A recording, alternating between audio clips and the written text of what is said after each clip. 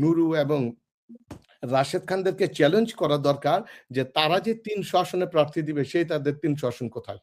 এতদিন যে মকারি করা হলো ৩০০ আসন দিবে, ৩০০ আসন কোথায়? যদি তারা কত আসনে প্রার্থী দিয়েছে, কতটি এই কি বলে মনোনয়ন ফর্ম বিক্রি করেছে, নমিনেশন ফর্ম বিক্রি করেছে, ওই ফর্মের টাকাগুলো কোথায় গেল? এখন তাদেরকে চিন্তা করে তাদেরকে চ্যালেঞ্জ করতে হবে। ৫০ জন পার্লামেন্টেরিয়ান তৈরি করতে পারেনি। সরি টু সে পার্লামেন্টেরিয়ান বলতে আমরা যাদেরকে বুঝি, যেই মানের বুঝি, ৫০ জন পার্লামেন্টেরিয়ান বাংলাদেশের কোন রাজনৈতিক দল এখনো পর্যন্ত তৈরি করতে পারেনি। হাতে গোনা ২-৪ জন ছাড়া। হাতে গোনা যেটা আমি আগেও বলেছি, এখনো বলি যে ৫০। তাহলে আপনি ওখানে পার্লামেন্টে যাবেন। আপনার পুঁজি কি? আপনার পুঁজি কিছু সস্তা জনপ্রিয়তা। আপনার পুঁজি কি? আপনি রাস্তায় গাড়ি ভাঙতে পারেন কিনা? আপনার পুঁজি কি? আপনি চাঁদাবাজি করতে পারেন কিনা? আপনার পুঁজি কি? আপনি টেন্ডারবাজি করতে পারেন কিনা? আপনার পুঁজি কি? আপনি কিছু সাঙ্গপাঙ্গ করতে নিয়ে চলতে পারেন কিনা? আপনার আর কিছু লাগে না বাংলাদেশের রাজনীতি। হাদির হত্যার মাধ্যমে আসলে কিন্তু একটা মেসেজ দেয়া হয়েছে ক্লিয়ার, যে কথাটা আমি এর আগেও বলেছি, অনেকবার বলেছি। আবার একটু দর্শককে একটু মনে করিয়ে দিতে চাই। যেটা হচ্ছে যে বাংলাদেশের যে বাংলাদেশের যে বর্তমান যে চিরস্থায়ী যে রাজনৈতিক কালচার বা যে এস্টাবলিশড যে রাজনৈতিক কালচার, এটাকে কিন্তু হাদি ভাঙতে চেয়েছিল। এইটা যারা ভাঙতে চাবে তাদেরকে হাদির ভাগ্য বরণ করতে হবে। এটাই হচ্ছে হাদির হত্যাকাণ্ডের মাধ্যমে মেসেজ। যারা আওয়ামী লীগের বিরুদ্ধে কথা বলতে চাবে তাকে হাদির ভাগ্য বরণ করতে হবে। যারা ভারতীয় আধিপত্যবাদের বিরুদ্ধে কথা বলবে তাকে হাদির ভাগ্য বরণ করতে হবে। এই মেসেজগুলো দেয়া হলো। এবার আসি, আমার একটা ভাই কবির হোসেন ভাই একটা কোয়েশ্চেন করেছেন যে সরাসরি আমাকে, যে নির্বাচনের পরিবেশ নিয়ে। ভাই দেখেন, নির্বাচনের পরিবেশ তো আপনি যেভাবে দেখছেন আমিও ঠিক সেভাবেই দেখতেছি। বিভিন্ন প্রার্থীরা বিভিন্নভাবে কথা বলতেছেন যে জামাতকে ঠেকাও, আম লাঠি নিয়ে যাও, অস্ত্র নিয়ে যাও, ভোট দিলে ইত্যাদি মানে এখন এই বিষয়গুলো এবং ভারতের ইন্ডিয়ার হুমকির কথাও আপনি বলেছেন। এক্ষেত্রে এইটা হচ্ছে বর্তমানে এই কাজগুলো প্রত্যেকটা ভোটার এবং প্রার্থীর safety and security and the কনজিনিয়াল atmosphere ensure করার দায়িত্ব হচ্ছে নির্বাচন কমিশনের, যেহেতু তফসিল ঘোষণা করা হয়েছে। এখন নির্বাচন কমিশন আসলে এই পর্যন্ত, আজ অবধি পর্যন্ত কি কাজ করেছে? এই যে হাদির হত্যা হলো, একটা প্রার্থীকে মেরে ফেলা হলো, তারপরে কি নির্বাচন কমিশনের কাছ থেকে আমরা উল্লেখযোগ্য কোনো তাদের মুভমেন্ট দেখেছি?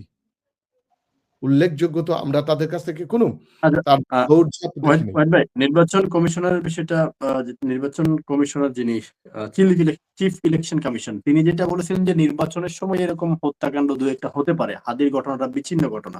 এটা কি আসলে কোনো দায়িত্বশীল বক্তব্যের মধ্যে পড়ে অফ নাকি? কোর্স না, এটা absolutely and utterly purely and solely এটা হচ্ছে একটা ননসেন্সিক্যাল স্টেটমেন্ট।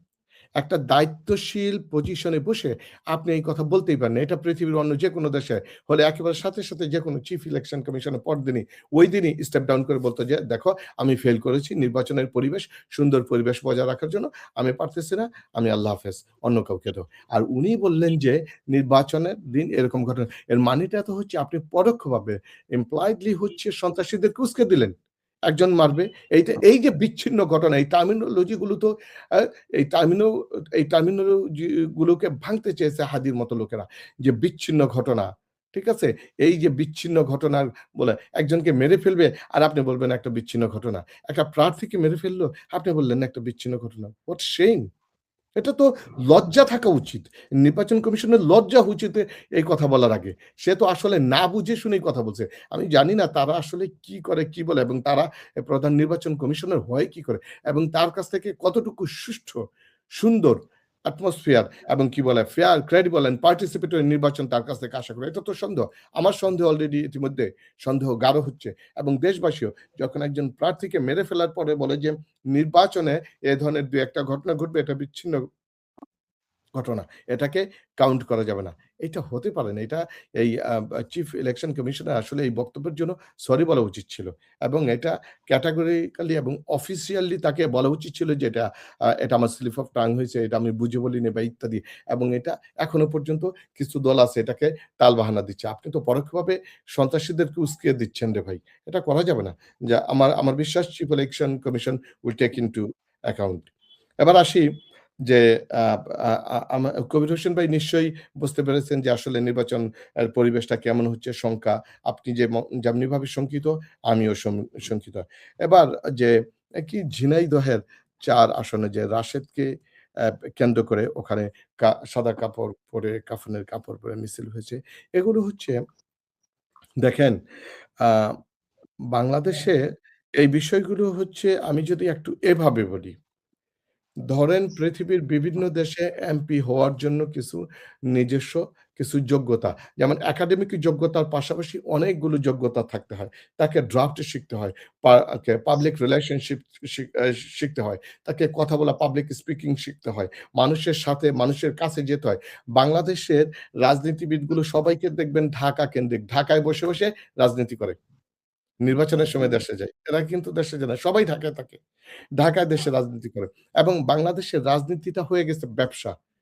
বাংলাদেশের রাজনীতি হয়েছে এটা ব্যবসা কারণ এখানে কোন পুঁজির দরকার নেই। এখানে কোন শিক্ষা নেই। বাংলাদেশের রাজনীতিতে কোন শিক্ষা নেই, কোন যোগ্যতার দরকার নেই, কোন লেখাপড়া নেই, কিচ্ছু নেই। তাদের শুধু গলাবাজি আর চাপাবাজি হলে হয়। আমি তো জানি না এই ধরনের রাজনীতিবিদদের টাকার উৎস কোথা থেকে আসে? টাকার উৎস কি? তাদের ঘর সংসার কিভাবে চলে? আমি জানি I'm really in doubt এখন দেখেন আপনি পার্লামেন্টে যাচ্ছেন। এটা জ্যানতেন কথা না। আপনি আইন প্রণেতা, পার্লামেন্টেরিয়ান। আপনি আইন প্রণয়ন করবেন একটা দেশের, একটা জাতি, একটা দেশ কিভাবে চলবে, সুন্দর কিভাবে চলবে, ভালো কিভাবে চলবে, দেশের উন্নতি কি হবে, দেশের পররাষ্ট্র নীতি কি হবে, দেশের অর্থনীতি কি হবে, দেশের বাণিজ্য নীতি কি হবে, মানুষের ভাগ্যের উন্নয়নের জন্য আপনি কি করবেন? আপনি পলিসি মেকিং করবেন, আইন করবেন। আর সেখানে আপনি যদি দু দ মানে একটা লিখতে যদি কলম ভাঙে, হ্যাঁ, আপনি পড়াশোনা করতে পারেন অনেকেই এ ধরনের। কিন্তু আপনাকে বাস্তব ভিত্তিক যে পড়াশোনার যে নলেজ যেগুলো থাকা দরকার পার্লামেন্টে নেই। আমি তো বহুবার এনাম ভাই আপনার শোতে বলেছি, বাংলাদেশ গত ৫৪ বৎসরে ৫০ জন পার্লামেন্টেরিয়ান তৈরি করতে পারেনি। সরি টু সে পার্লামেন্টেরিয়ান বলতে আমরা যাদেরকে বুঝি, যেই মানের বুঝি, ৫০ জন পার্লামেন্টেরিয়ান বাংলাদেশের কোন রাজনৈতিক দল এখনো পর্যন্ত তৈরি করতে পারেনি। হাতে গোনা ২-৪ জন ছাড়া। হাতে গোনা যেটা আমি আগেও বলেছি, এখনো বলি যে ৫০ তাহলে আপনি ওখানে পার্লামেন্টে যাবেন। আপনার পুঁজি কি? আপনার পুঁজি কিছু সস্তা জনপ্রিয়তা। আপনার পুঁজি কি? আপনি রাস্তায় গাড়ি ভাঙতে পারেন কিনা? আপনার পুঁজি কি? আপনি চাঁদাবাজি করতে পারেন কিনা? আপনার পুঁজি কি? আপনি টেন্ডারবাজি করতে পারেন কিনা? আপনার পুঁজি কি? আপনি আ আ কিছু সাঙ্গপাঙ্গ আ করতে নিয়ে চলতে পারেন কিনা? আপনার আর কিছু লাগে না বাংলাদেশের রাজনীতিতে। এ কারণে দেখেন রাশেদ খানদের মতো নুরু, রাশেদ খান বা এই যে আমাদের হাদী এরা তো সামনে থেকে নেতৃত্ব দিয়েছে। তাদের কাছ থেকে অনেক আশা, অনেক চাওয়া। তরুণরা একটা রাজনৈতিক যে এস্টাবলিশমেন্ট আছে যেই চিরাচরিত যে রাজনৈতিক অবস্থা রয়েছে এটার পরিবর্তন নিয়ে আসবে। কিন্তু না, সেটা পরিবর্তন না। সেই বাংলাদেশের গতানুগতিক রাজনৈতিক ধারাতে তারা চলতে অভ্যস্ত। তারা সেই গতানুগতিক রাজনীতিতেই তারা ঢুকতে চায়। কারণ এর ২ টা কারণ রয়েছে। ১ম কথাটা হচ্ছে দেখেন, সে আ আম সম্ভবত গণ অধিকার পরিষদের সেক্রেটারি, রাইট? আমার মনে হয় গণ অধিকার পরিষদের সেক্রেটারি রাশেদ খান। এখন সে তার দলের সেক্রেটারি, সেই দলের নেতাকর্মীদের উপর তার আস্থা নেই। অর্থাৎ সে তার নিজের এলাকায় ঝিনাইদহ থেকে সে যদি নির্বাচন করে, তার নেতাকর্মীরা তাকে নির্বাচিত করবে না। যার কারণে তার নেতাকর্মীদেরকে ফেলে দিয়ে সে বিএনপিতে যোগদান করলেন। এখন কি হবে? এই যে এই দলটা আমরা যদি পরের দিন দেখি নুরু তার নেতাকর্মী গণ অধিকার পরিষদকে ফেলে দিয়ে যদি চলে গেল, দেখেন এক গণ অধিকার পরিষদ থেকে কোথায় গেল বিএনপি কোথায় থেকে ডক্টর রেজ্জা কিবরিয়া। সেও তো গণ অধিকার পরিষদে ছিল। ফেলে দিয়ে চলে গিয়ে এখন সে বিএনপির নমিনেশন ফর্ম কিনেছে মনে হয় বা ফর্ম কিনবে ইত্যাদি। রাশেদ খান চলে গেল। আবার আমরা যদি নাকি অলরেডি নমিনেশন পেয়েছেন ওনার আসন থেকে। উনি এখনো ফর্ম কেনেন পেয়েছে। নাই। আচ্ছা, নুরুর কথা আমরা শুনতে পাচ্ছি। নুরু যদি চায়। এখন এই গণ অধিকার পরিষদই তো বিলুপ্ত হয়ে যাবে। যেই দলের পার্টি প্রধান নাই, চেয়ারম্যান যদি অন্য দলে থাকে, তাহলে তাকে কি? এখন বরং এই নুরু এবং রাশেদ খানদেরকে চ্যালেঞ্জ করা দরকার যে তারা যে ৩০০ আসনে প্রার্থী দিবে সেই তাদের ৩০০ আসন কোথায়? এতদিন যে মকারি করা হলো ৩০০ আসন দিবে, ৩০০ আসন কোথায়? যদি তারা কত আসনে প্রার্থী দিয়েছে, কতটি এই কি বলে? মনোনয়ন ফর্ম বিক্রি করেছে, নমিনেশন ফর্ম বিক্রি করেছে। ওই ফর্মের টাকাগুলো কোথায় গেল? এখন তাদেরকে চিন্তা করে তাদেরকে চ্যালেঞ্জ করতে হবে।